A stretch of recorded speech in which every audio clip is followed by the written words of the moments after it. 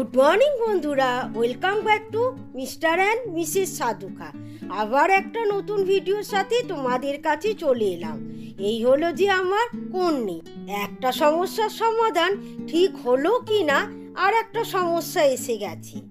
এই দেখো কেমন খোঁড়াচ্ছে, কারণটা ও নিজেই বলবে। আমার তো ঘুম থেকে উঠে ফ্রেশ হয়ে চা খাওয়া হয়ে গেছে, এখন ওর গরম জল আর চাটা নিয়ে আসছি, একটু ওয়েট করো। আর এখন ঘড়িতে বাজে হচ্ছে 8:45, আর যেহেতু এই ঘড়িটা 5 মিনিট ফাস্ট আছে। এখনো একটা রেস কাটলো না, আবার আর একটা চলে এলো। বল তো ব্যথাটা লাগলো কি করে?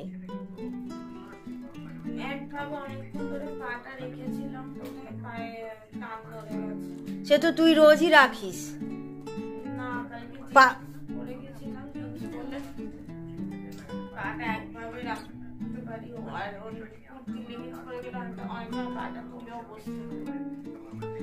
মুচকায়নি তো?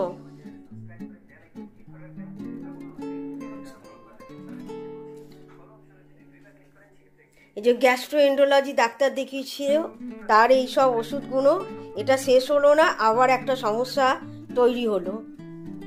এখন ইউটিউব চালিয়ে দেখছি যে কিভাবে পায়ের সমস্যার সমাধান করা যায়।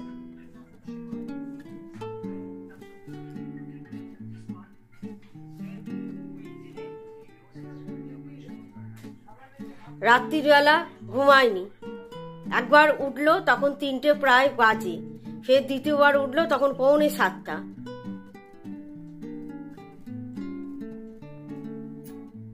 গতকাল রাত্রে যখন শুতে আসি তখন মেয়ে বলল, মা আমার পায়ে খুব যন্ত্রণা করছে, এই জায়গাটা একটু মুভ লাগিয়ে দাও। তারপরে মুভ লাগিয়ে দিতে আমরা দুজনে শুয়ে পড়লাম। তারপর দেখি আবার কতক্ষণ ঘুমিয়েছি তার কোনো ঠিক নেই, দেখি লাইট জ্বলছে আর উসকুস হচ্ছে। তাকিয়ে দেখি ঘড়িতে তখন 3টের মতন বাজে। বললো যন্ত্রণা করছে, ঘুম আসছে না, আমি একটু বাথরুম করে আসছি, তুমি একটু জেগে থাকো। তাই এসে আবার লাইটটা নিভিয়ে শুয়ে পড়লাম। আবার দেখি ভোর 6:45 আমায় ডাকছে। আর এই দেখো, এই রবিবার দিন একটা হলো, আবার আজকে কি হলো, বৃহস্পতিবার। সেদিন তো কত বছর ছিল, আর গতকালই কত বছর ট্যুরে বেরিয়ে গেছি। আর এখন জানি না আবার ডাক্তার দেখাতে হবে কি না। ঘড়ির দিকে চোখ যেতেই কথা স্টপ করে চলে এলাম টিফিন করতে, না হলে যে অনেকটাই দেরি হয়ে যাবে। আর টিফিনে বানাচ্ছি সবজি দিয়ে ডালিয়া। সবজির মধ্যে নিয়েছি বিনস, গাজর আর একটু আলু। সামনেই কড়াইশুঁটি রাখা ছিল, সেটা আর চোখে পড়লো না। মেয়ের পাটা কিন্তু ভালোই ফুলেছে।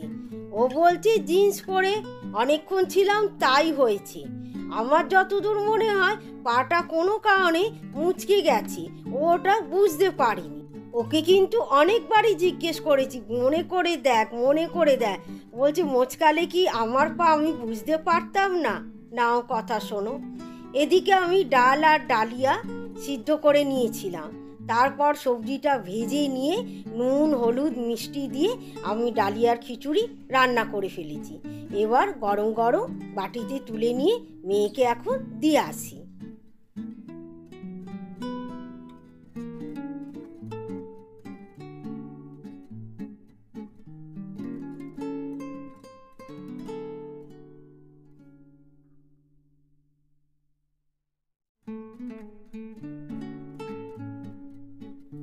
গতকাল একটু পাতলা করে আলু আর পেঁপে দিয়ে চিকেন রান্না করেছিলাম, সামান্য একটু পেঁয়াজ আর অল্প রসুন দিয়ে। আমি তো 2বার খেয়েছিলাম, মেয়ে শুধু রাত্রে 1বার খেয়েছি। যেটুকু ছিল ওকে দুপুরে টিফিনের জন্যে দিয়ে দিচ্ছি। পায়ের যা অবস্থা, বাসে অটোতে যেতে পারবে না, তার জন্যে উবের 2 চাকা উল্টে না যাচ্ছে। সাইডে নে, সাইডে নে।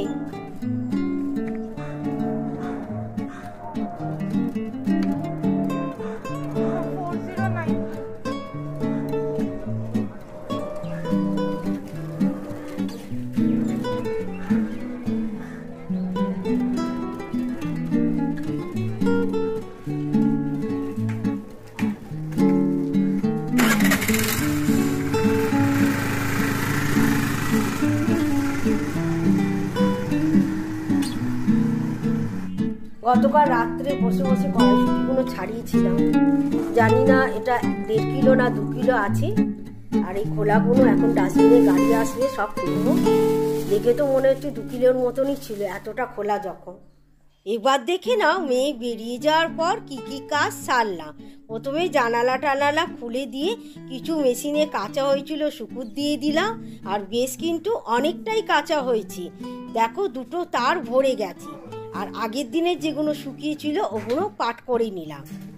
এখন বেডরুমের বিছানাটা পরিষ্কার করে নিয়ে প্রথমে খাবো টিফিন, তারপরে যাব বাজার। অর্ধেক দা কচি হবে তো? বয়স কম মানে কি? বয়স কম মানেই তো সেটাই তো বোঝা যাচ্ছে।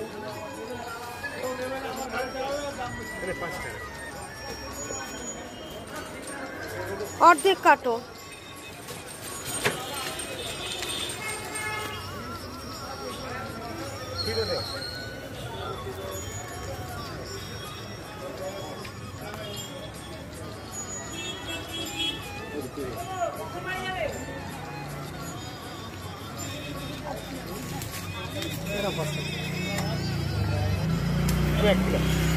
আর এইটা এইটা এটা 1 kilo 1 kilo 1 kilo video call করুন।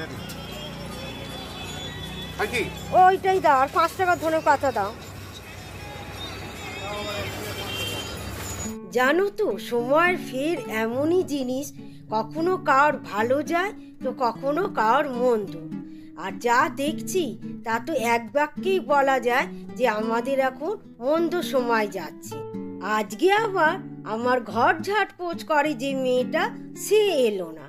একে তো সকালে মেয়ের পেছনে কতটা সময় গেল, তার উপর আবার বাজারে দৌড়লাম যেহেতু বৃহস্পতিবার ফুল মিষ্টি লাগবে। তার উপর আবার ও এরকম করলো। ভাতটা বসিয়ে দিয়ে ঝট করে ঘরটা মুছে নিলাম।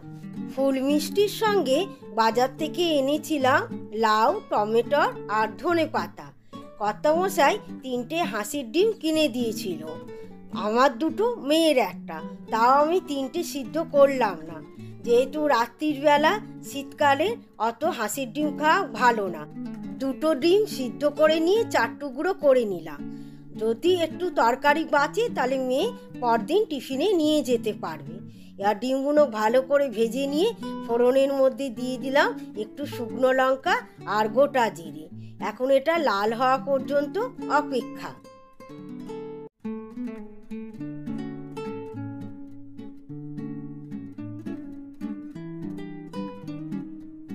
ফোড়নটা লাল হয়ে যেতে এবার আলুগুলো দিয়ে ভেজে নিয়ে দিয়ে দিলাম 2টো ছোট ছোট টমেটো। তারপর দিয়ে দিলাম একটু নুন। এবার টমেটো আর আলু আরেকটু ভাজাভাজি করে নিয়ে, আর মশলা বলতে লঙ্কা গুঁড়ো ছাড়া নিয়েছি ধনে গুঁড়ো, জিরে গুঁড়ো, হলুদ গুঁড়ো আর একটু আদা গুঁড়ো। লঙ্কা গুঁড়োটা আপাতত বাদ রেখেছি। গ্যাস্ট্রোএন্ডোলজি ডক্টর যে টেস্ট দিয়েছে তার মধ্যে এন্ডোস্কপিটা মেয়ে কিছুতেই করতে চাইছে না। বলছে আমি মুড়ি বিস্কুট খেয়ে থাকবো, সেও ভালো, কিন্তু আমি গলায় পাইপ ঢুকিয়ে কোনোভাবেই টেস্ট করতে পারবো না। একে তো আমি এমনি ওষুধ গিলে খেতে পারি না, তার উপর আবার গলায় পাইপ ঢুকিয়ে, ও আমি মরে যাব। কি করব, আপাতত ওর কথা শুনে টেস্টটা স্থগিত রাখা হয়েছে। যদি এইরমভাবে হালকা পাতলা খেয়ে যদি ও সুস্থ থাকে। মশলা দিয়ে লাউটা কষে নিয়ে জল দিয়ে বেশ অনেকক্ষণ চাপা দিয়ে রেখেছিলাম। এরপর ধনে পাতা ছড়িয়ে আর ভাজা ডিমগুলো দিয়ে একটু ফুটিয়ে নিচ্ছি। আজকের মতন রাঁধিবাড়ি আমার এখানেই শেষ। এরপরে যা কাজ আছে সেটা ধরলে তো ভিডিও অনেক বড় হয়ে যাবে। আবার পরে আসছি। সন্ধেটা কেটে গেল কড়াইশুঁটির পুর তৈরি করতে। অতটা কড়াইশুঁটি তাকে মিক্সিতে পেস্ট করে নিয়ে কড়াতে মশলা পাতি দিয়ে তার জলটা শুকিয়ে নিয়ে এই যে আমার পুরটা এখন রেডি হয়ে গেছে।